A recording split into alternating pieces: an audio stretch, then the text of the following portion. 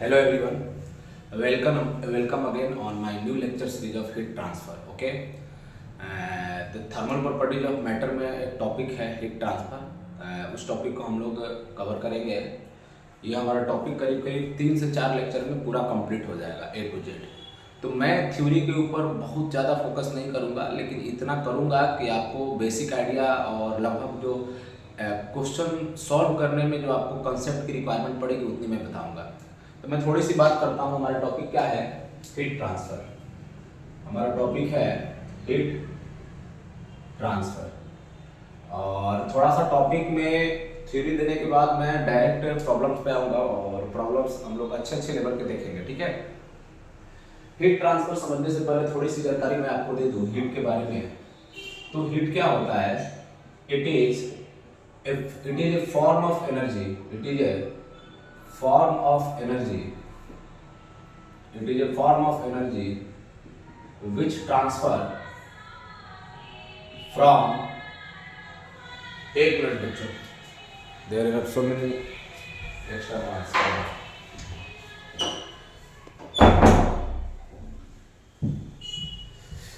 Actually extern wise आ रहा था, उसके लिए सॉरी। और अभी आप फोकस करेंगे। It is a form of energy which transfer from body of higher temperature to body of lower temperature। Heat एक ऐसा एनर्जी का फॉर्म है जो हॉट बॉडी से आप बोल सकते हो जिसकी टेम्परेचर ज्यादा हो, है ना। अगर एक बॉडी है, दूसरी बॉडी ये है, इसकी टेम्परेचर हाइयर है, इसकी टेम्परेचर टी है, और अगर आप इन दोनों को जोड़ दोगे, कनेक्ट कर दोगे किसी तरह से, है ना, तो वो क्या होगा? हाइयर टेम्परेचर से लोअर टेम्परेचर की ओर एनर्जी फ्लो करना स्टार्ट हो जाएगा। अब ये देखिएगा हीट ट्रांसफर के कितने तरीके हो सकते हैं। ये बात तो समझ गए कि अगर ये हमारा हॉट बॉडी है and this is cold body. Hot body का मतलब तो सोशल या फिर नॉर्मली जो यूज होता है हॉट बॉडी, वो बॉडी नहीं समझना है। हॉट बॉडी का मतलब बॉडी जिसका टेम्परेचर ज़्यादा है, और जिसका टेम्परेचर कम है, दैट इज कोल्ड बॉडी। तो आप देखिएगा हॉट बॉडी से कोल्ड बॉडी की ओर एनर्जी ट्रांसफर करने के तरीके क्या क्या हो सकते हैं, किन किन तरीकों से आप एनर्जी को ट्रांसफर कर सकते हो। That methods will be known as method to heat transfer. हम बोलेंगे there are 3 modes of heat transfer. कौन कौन से 3 मोड्स हैं? तो सबसे पहला जो मोड्स है हीट ट्रांसफर का, दैट इज कंडक्शन। कंडक्शन क्या होता है समझते हैं। कंडक्शन जनरली देखा जाता है सॉलिड्स में, क्योंकि इसकी प्रॉपर्टी ऐसी है। तो कंडक्शन को आप समझने के लिए मैं अभी एक एग्जांपल देता हूं आपको, एक जनरल एग्जांपल दूंगा, उसके बाद आप समझ जाओगे। सॉरी। दूसरी जो है दैट इज कन्वेक्शन, एंड तीसरी मोड्स ऑफ हीट ट्रांसफर है दैट इज रेडिएशन। तीनों को समझने के लिए आप देखिए इस चीज को थोड़ा ध्यान से। मान लीजिए ये सीरीज में एक साथ एक के पीछे एक लोग खड़े हुए हैं लाइन में, ठीक है। ए के हाथ में एक बॉल है, ये है ए, और ये लास्ट में जो खड़ा है सॉरी दैट इज बी। और ए से बी की ओर आपको क्या, ए से बी की ओर आपको बॉल को ट्रांसफर करना है। तो बॉल ट्रांसफर करने का तरीका क्या हो सकता है? एक तरीका ये हो सकता है कि जितने भी लोग लाइन में खड़े हैं उनमें से कोई भी अपनी पोजीशन से हिले डुले ना, यानी जहां जो खड़ा है वहीं पर है, और सिर्फ क्या करे, हाथ से, है ना, ये अपने आगे वाले को बढ़ाए, ये हाथ में लेने के बाद ये अपने आगे वाले को बॉल दे दे, और इस तरह से बॉल आगे की ओर बढ़ाते हुए हम लोग कहां पहुंचा सकते हैं? बी के पास। यानी मान लीजिए ये जो बॉल है इसके हाथ में दैट इज हीट, ये अपने अगले वाले को दिया, इसने अपने अगले वाले को दिया, और इस तरह से कहां फिर चला गया। इस तरह के प्रोसेस को हम क्या बोलेंगे? केस 1 में इस तरह का अगर काम हुआ तो दैट इज कंडक्शन। मतलब अगर यहां से यहां एनर्जी ट्रांसफर करना है तो बीच में ये जो पर्सन्स प्रेजेंट हैं आप देखोगे दैट इज मीडियम पार्टिकल्स। अगर मान लो यहां से हीट फ्लो करा करके इस वाले पोर्शन से इस वाले पोर्शन में जा रहा है, तो ये बीच में आपने जो ऐड किया है जिसके थ्रू फ्लो करके जा रहे हैं दैट इज मीडियम पार्टिकल्स, और ये अपने पोजीशन से हिल नहीं रहे। तो बताइए ऐसा कौन सा स्टेट है मैटर का जिसमें बॉडी के पार्टिकल्स अपने पोजीशन से हिलते नहीं है, दैट इज सॉलिड स्टेट। इसलिए मैंने बोला कि सॉलिड के केस में कंडक्शन देखने को मिलता है। यानी सॉलिड में एक बात समझ में आया, कंडक्शन में क्या मीडियम रिक्वायर्ड होता है, बिल्कुल मीडियम रिक्वायर्ड, मीडियम नहीं रहेगा तो कंडक्शन नहीं होगा। दूसरी बात, मीडियम पार्टिकल्स जो है does not move, medium particles does not move, ये मूव नहीं कर रहे हैं, ठीक है। अब देखिए कन्वेक्शन क्या होता है, ये जो बॉल है यहाँ पहुंचाना है बी के पास, तो हो सकता है बीच में ये जा करके चले खुद और जाकर डायरेक्ट किसको दे, सी को, सी खुद गया और ये इसको दे दिया, है ना, ऐसा, या खुद जाकर के बी को दे दिया। मतलब ये हो सकता है कि पार्टिकल अब चल रहे हैं, मीडियम पार्टिकल्स क्या हो रहे हैं, चल रहे हैं, अपने पोजीशन से चल रहे हैं, एक जगह रुके हुए नहीं है। और ऐसा बताइए स्टेट ऑफ मैटर जिसमें पार्टिकल फ्री टू मूव हो, चल सके, दैट आर या तो लिक्विड में चल सकते हैं या फिर गैस में, ठीक है। और इसको हम लोग क्या बोलते हैं, कन्वेक्शन, ठीक है। एक और बात इसमें समझिएगा, अगर मैं बोलूं कंडक्शन में तो एनर्जी 1/1 लेयर को ट्रांसफर होते हुए 1/1 पर्सन को बॉल देते हुए बॉल की तरफ जा रहा है, तो इसमें टाइम लगता है, इसीलिए हम लोग बोलते हैं ये क्या है, स्लो प्रोसेस है। कैसा प्रोसेस है, स्लो प्रोसेस है, ओके। आइए आज बात करते हैं कन्वेक्शन में। कन्वेक्शन में भी बात समझ में आया कि मीडियम क्या है, रिक्वायर्ड है, मीडियम क्या है, रिक्वायर्ड है, बिल्कुल रिक्वायर्ड है, मीडियम रिक्वायर्ड है। दूसरी बात, मीडियम पार्टिकल मूव कर सकते हैं, यहाँ पे मीडियम पार्टिकल क्या कर सकते हैं, मीडियम पार्टिकल्स कैन मूव, बिल्कुल। एंड तीसरी बात, ये स्लोअर प्रोसेस, स्लो है लेकिन इससे थोड़ा फास्ट है, तो ये भी स्लो प्रोसेस है but faster than conduction, faster than conduction. क्यों फास्ट, इस चीज को समझिए। मैंने बोला कि अगर ये इसको दिया और फिर इसने इसको दिया और फिर इसने इसको दिया, तो ये एक एक को लेयर देने में मान लो जो टाइम लगेगा, ये डायरेक्ट अगर जाकर के इसको देगा तो हो सकता है कंडक्शन कराने में अभी एनर्जी यहीं तक आया था, लेकिन कंडक्शन से एनर्जी यहाँ भेजा जा सकता है उतने ही टाइम में, ओके।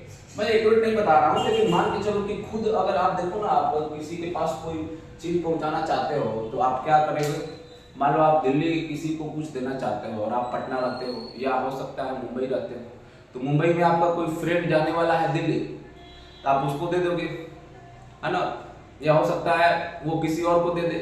और इस तरह से अगर किसी आइटम को आप या किसी ऑब्जेक्ट को किसी अपने रिलेटिव के यहाँ पहुँचाना चाहते हो तो काफ़ी टाइम लगता है, 20 दिन 15 दिन या 1 महीने बाद पहुँचता है। लेकिन अगर जल्दी में आप उसको पहुँचाना चाहते हो तो आप खुद लेकर भागते हो, है ना, इस चीज़ को समझिएगा।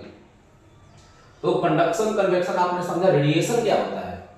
तो एक तो प्रोसेस हो गया कि बॉल्स को 1/1 दे दिए, बी तक चला गया। दूसरा क्या हो गया कि खुद जाकर के बी को दे या खुद जाकर के सी को दे, फिर सी जाए, यानी पार्टिकल्स मूव करें, जहां खड़े वहीं खड़े ना रहें। और तीसरा ये हो सकता है कि ए डायरेक्ट यहां से फेंके बॉल को और ये कैच कर ले, यानी एनर्जी सीधे चला जाए बी के पास।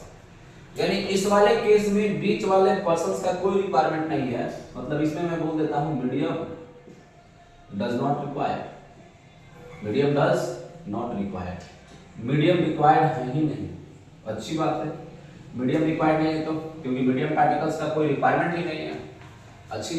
लेकिन ये सबसे फास्टेस्ट मोड होता है हीट ट्रांसफर का, fastest mode of heat transfer, heat transfer का सबसे फास्टेस्ट मोड होता है, इससे फास्ट हीट ट्रांसफर पॉसिबल ही नहीं है। एग्जांपल देखिए कंडक्शन, कन्वेक्शन और रेडिएशन का, इसका एग्जांपल आप ले सकते हैं। एग्जांपल के लिए जो घर में बर्तन होते हैं, यूटेंसिल्स, यूटेंसिल्स घर में आप जो बर्तन यूज करते हो, आप देखते हो ये सॉलिड बर्तन होता है, पतीला जो होता है, आप नीचे से क्या करते हो, हीट देते हो, और हीट देते हो तो सॉलिड है, सॉलिड होने का कंडीशन क्या है, shape and volume should be fix. तो आपने जब इसको हीट दिया, आपने हीट यहाँ पे दिया और आप यहाँ पे टच करते हो ना अपने हाथ से, अगर यहाँ पे टच करोगे तो आपको हॉट फील होता है, तो हीट फ्लो करके इधर गया है सॉलिड के अंदर, तो कंडक्शन से गया है। ये एग्जांपल हो गया हीटिंग। यूटेंसिल को अगर आप क्या करोगे, हीट करोगे तो चारों तरफ हीट फैलता है। कन्वेक्शन का एग्जांपल क्या है, कन्वेक्शन का एग्जांपल है, इसका तो एग्जांपल बहुत सटीक आपको मिलेगा, मौसम या फिर ये जो मानसून आता है ये कन्वेक्शन की वजह से नहीं आता है। फिलहाल में आप ऐसा समझिए कि मान लो किसी गर्म चीज को या गर्म पानी या गर्म चाय को आप ऐसे ले करके सिंपली और टेबल पे रख दो। टेबल पे रखोगे तो क्या होगा, एयर के पार्टिकल आएंगे, इससे टकराएंगे, टकराने के बाद हीट लेके फिर जाएंगे। तो ये पार्टिकल जो है मीडियम के पार्टिकल एनर्जी लेके जा रहे हैं, तो पार्टिकल मूव कर रहे हैं ना, तो ये कन्वेक्शन का एग्जांपल हो गया। नॉर्मली छोड़ दोगे तो रेडिएशन का एग्जांपल क्या हो गया, सन टू अर्थ जो एनर्जी आती है, सन टू अर्थ वो जो एनर्जी आती है, it is the example of radiation. तो मैंने आपको बेसिक आइडिया दिया कंडक्शन, कन्वेक्शन, रेडिएशन का। सबसे फास्ट रेडिएशन और सबसे slow conduction. Convection conduction slow भी है, इनको ऐसा नहीं है कि आप कन्वेक्शन को फास्ट बोलिएगा, बट थोड़ा फास्ट है। ओके ठीक। अब देखिए जो हमें ज्यादातर इन डिटेल पढ़ना है, हमारे जेईई और नेट के सिलेबस में है, कंडक्शन हीट ट्रांसफर को इन डिटेल पढ़ना है। कन्वेक्शन का थ्योरी बस देखेंगे, न्यूमेरिकल्स वगैरह इस पे नहीं आते हैं, इसका है ना। और रेडिएशन का भी हम थोड़ा बहुत देखेंगे, ठीक है। तो ये भी पढ़ना है, ये भी पढ़ना है। तो ये लेक्चर कम से कम कंडक्शन ठीक से पढ़ने के लिए 2 लेक्चर चाहिए, ठीक है। तो मैं डायरेक्ट स्टार्ट करता हूँ कंडक्शन हीट ट्रांसफर, ठीक है। ओके, कंडक्शन हीट ट्रांसफर, तीनों में अंतर आप देख लीजिए क्या है। देखिए कंडक्शन हीट ट्रांसफर,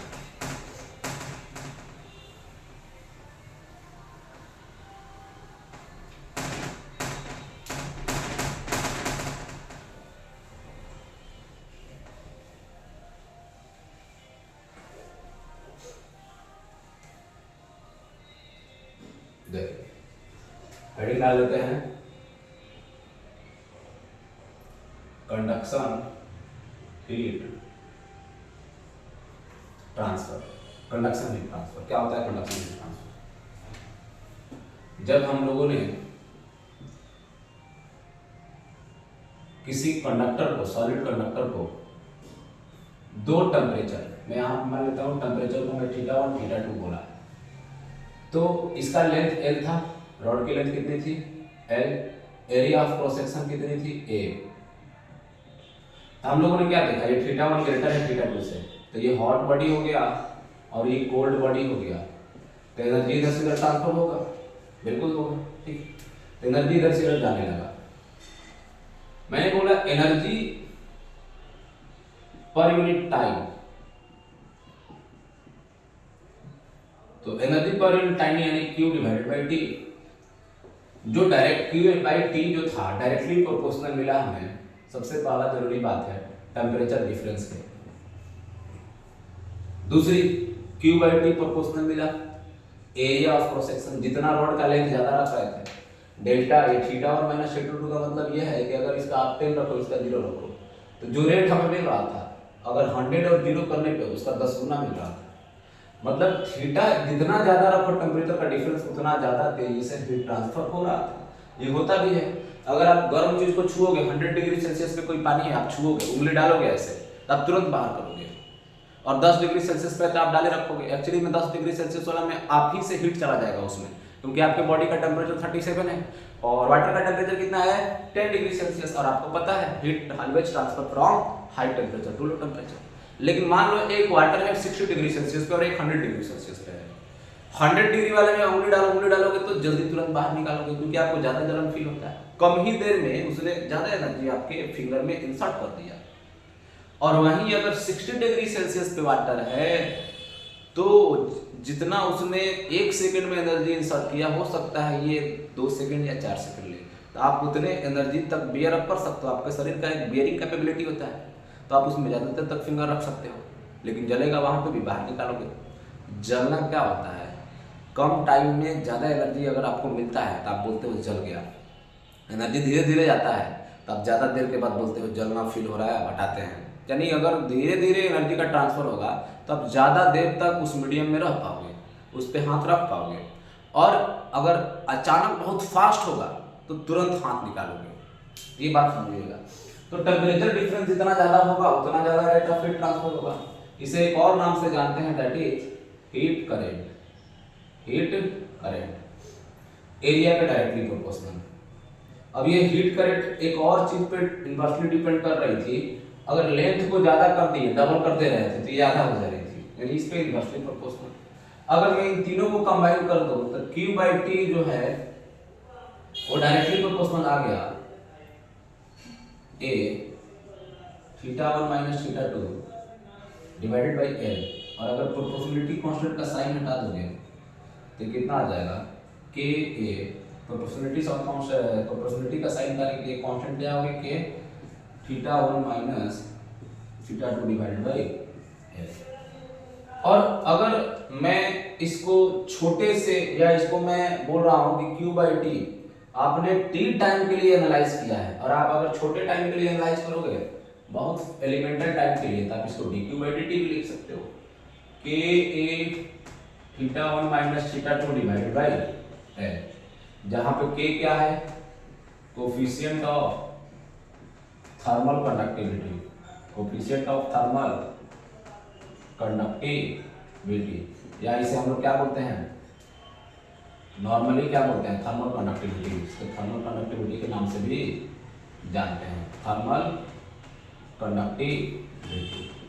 अब thermal conductivity material dependent property होती है ना, ये कैसी प्रॉपर्टी होती है, it is material dependent property, material dependent property.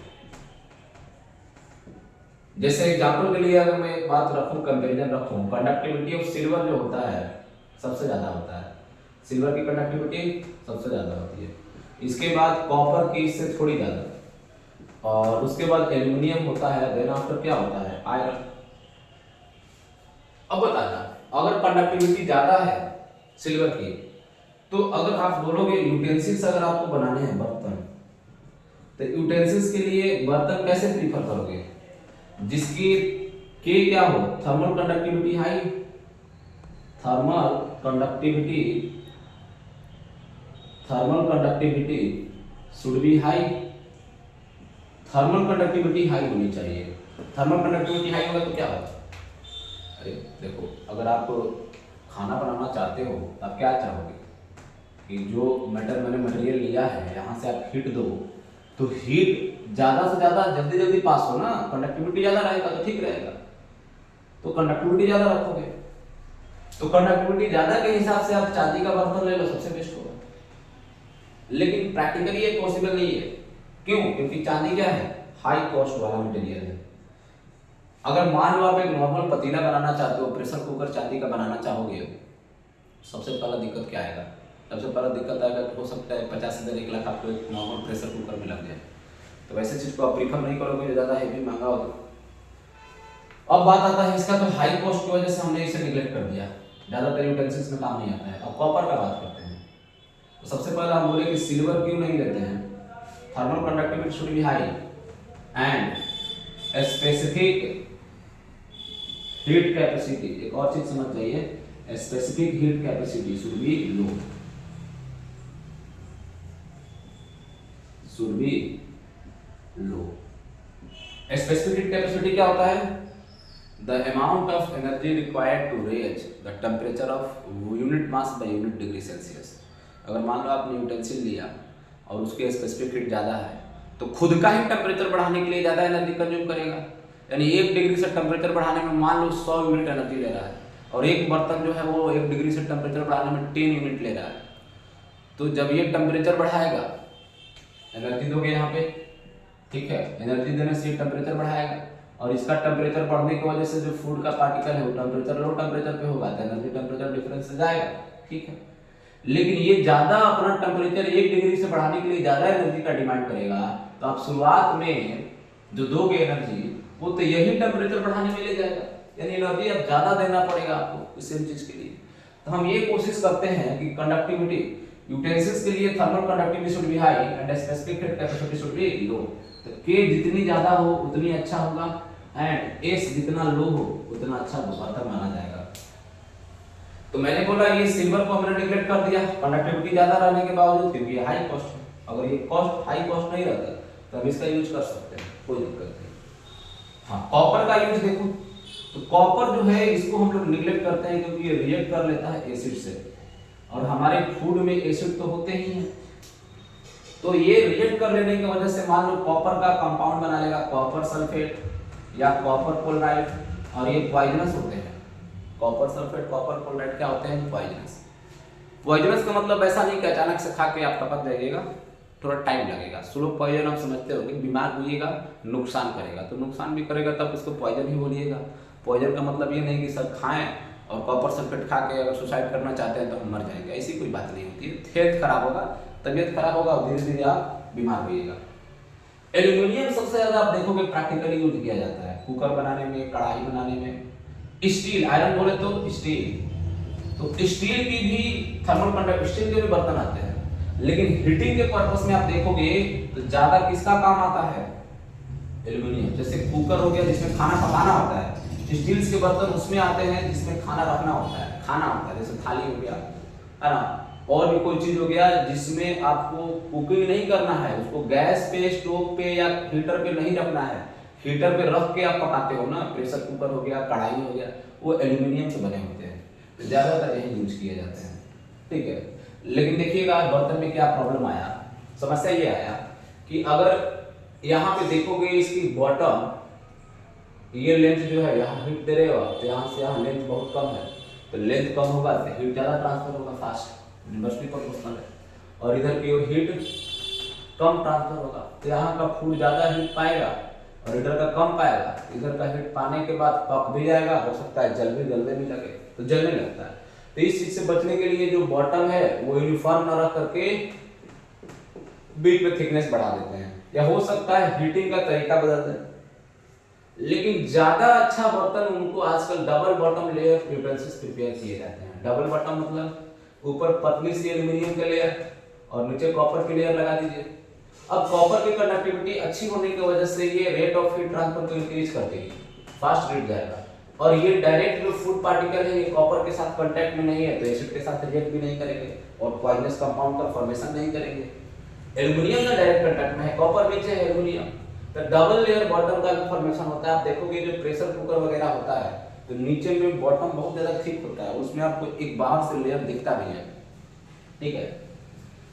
But अगर मैं बात करूं यहाँ पे तो हो गया यूटेंसिल्स में कंडक्टिविटी ज्यादा चाहिए, लेकिन अगर आप बिल्डिंग फॉर्मेशन करने जा रहे हो, बिल्डिंग बनाने, तो बिल्डिंग बनाने जाओगे तो कंडक्टिविटी जो होता है कंक्रीट की, इसकी कंक्रीट वो ज्यादा होता है ब्रिक से। आप इसका प्रैक्टिकल फील कर सकते हो।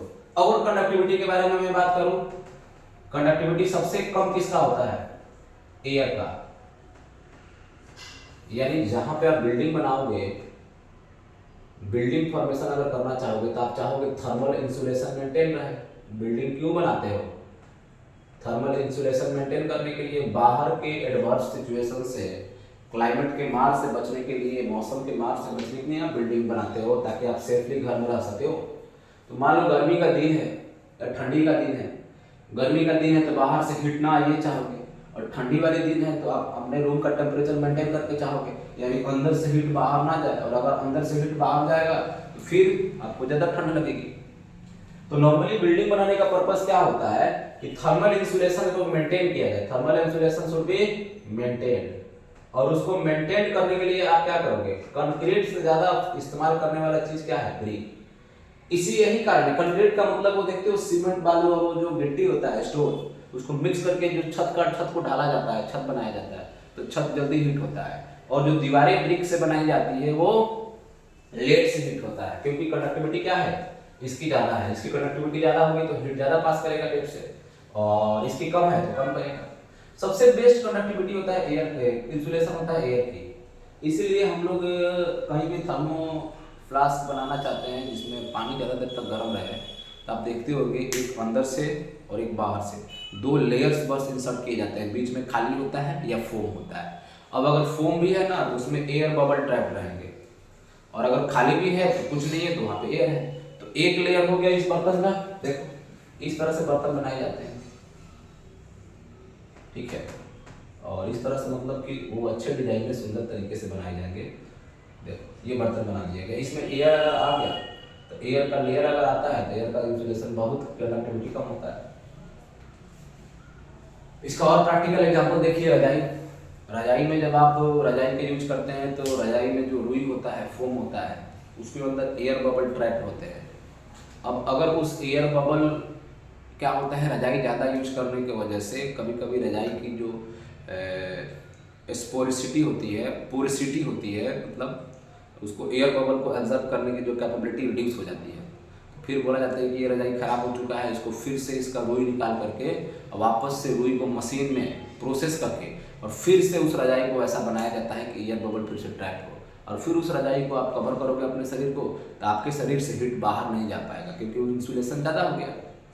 जयपुर की रजाई का आपने नाम सुना होगा। जयपुर की रजाई 500 ग्राम की ही होती है, लेकिन हेवी नहीं होती है, लेकिन मोटी होने की वजह से एयर के जो बबल्स हैं, एयर जो हैं, बबल्स नहीं बोलोगे, एयर के पार्टिकल्स उन फोम के अंदर ट्रैप हो जाते हैं और एक थर्मल इंसुलेशन मेंटेन हो जाता है। नॉर्मली आप सोचिए जो ठंडी में आप जैकेट पहनते हैं, जैकेट में एक अंदर कपड़ा एक बाहर कपड़ा, और दोनों कपड़े के बीच में एक फोम डाल देने की वजह से क्या होता है, आपको फिर गर्मी फील होने लगता है, आपके बॉडी का हीट लॉस नहीं हो पाता है, इंसुलेशन मेंटेन हो जाता है। क्यों? क्योंकि एयर इंसुलेशन वहाँ पे काम आता है। Air is a very good insulator, या आप बोल सकते हो जिसकी कंडक्टिविटी सबसे कम होती है। तो ये मैंने आपको बताया कंडक्शन हीट ट्रांसफर में। अब मेरा एक सवाल है आपसे, ये बताइएगा, जो कंडक्टिविटी है मटेरियल की वो डिपेंड करती है हीट करंट पे, एरिया ऑफ कंडक्टर के, area of cross section of conductor, या लेंथ पे, तो आंसर, या टेंपरेचर डिफरेंस पे। तो आंसर है कंडक्टिविटी किसी पे डिपेंड नहीं करती है, because conductivity is a material dependent property. चांदी की कंडक्टिविटी इस बात पे डिपेंड नहीं करेगी कि चांदी का जो ब्रॉडली है उसका एरिया ऑफ क्रॉस सेक्शन कितना है, ये मटेरियल डिपेंडेंट प्रॉपर्टी है। एक और बात, unit of conductivity, unit of के, तो देखिए ये एनर्जी पर यूनिट टाइम है, तो मैं बोल रहा हूं एनर्जी पर यूनिट टाइम का मतलब जूल पर सेकेंड। अब देखिएगा इधर एरिया नीचे जाएगा, मैं यहां पे लिख देता हूं, ये हो गया जूल पर सेकेंड, कंडक्टिविटी है मीटर स्क्वायर, टेम्परेचर के लिए केल्विन, लेंथ के लिए मीटर, ये गया, तो ये बचा मीटर, मीटर नीचे आएगा, देखो मैं मीटर स्क्वायर लिख देता हूं, ऊपर मीटर जाएगा नीचे के आएगा, तो ये गया इससे। तो ये देखो जूल पर सेकंड को आप वाट बोल सकते हो, वाट पर मीटर पर केल्विन, या इसकी यूनिट ऐसे भी लिख सकते हो, joule per second, joule per second per metre per kelvin, या joule second inverse metre inverse kelvin inverse, या इसको ऐसे भी आप लिख सकते हो, watt metre inverse kelvin inverse. हो गया, ये होता है यूनिट ऑफ के। अगर डायमेंशन देखा जाए तो डायमेंशन भी आप लिख लोगे अगर यूनिट पता है तो। मैं डायमेंशन लिख देता हूं इसके, कहां पे लिख दूं, यहां पे देखिए, डायमेंशन ऑफ के, तो डायमेंशन के लिए आप देखिए ये वाला यूनिट देखिए, जूल वर्क की यूनिट होती है, तो वर्क का डायमेंशन होता है ml2 t-2, फोर्स की होती है ml2, तो एक और टाइम के लिए t-1, लेंथ के लिए l-1, और टेम्परेचर के लिए तो हम लोग के ही यूज करते हैं, है ना, ठीक है। तो ये हो गया m 1 ही रहेगा, l कितना आ जाएगा 1, तो 1 को लिखते कि ये गया t-3 k-1, this will be the dimensional formula of conductivity k। Okay, तो ये कंडक्टिविटी के बारे में मैंने बेसिक आपको आइडिया दिया। अब अगला वीडियो में मैं आपको किसी कंडक्टर के एक और चीज समझिएगा, ये जो फॉर्मूला यूज होता है, थोड़ा देखिएगा, मैं इसको बताता हूं, आप इसको नोट कर सकते हैं।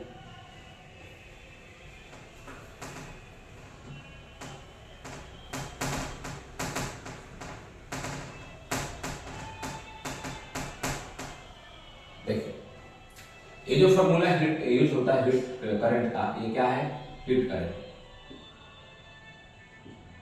जो फॉर्मूला यूज होता है हीट करंट का, के ए θ1 माइनस θ2 डिवाइडेड बाय L।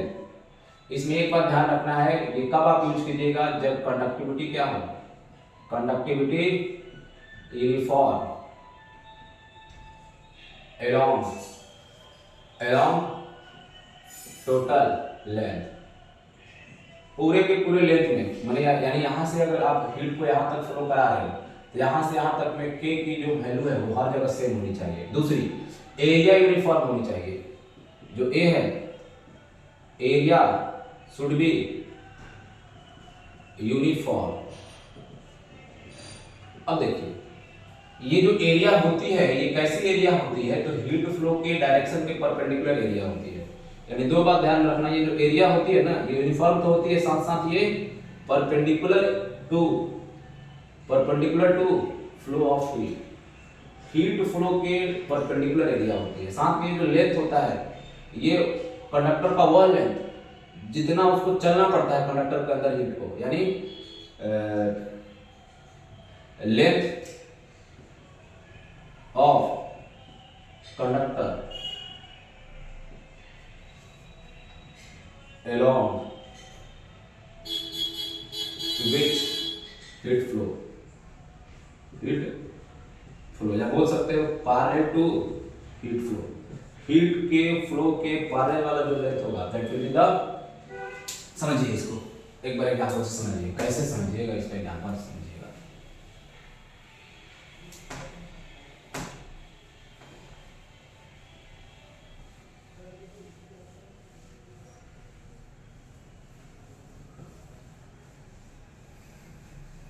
देखिए मानिए कि हमारे पास एक क्यूबॉइडल शेप का कोई कंडक्टर है, L length width B H height, इधर का टेम्परेचर θ1 है, इधर का टेम्परेचर θ2 है, ठीक है।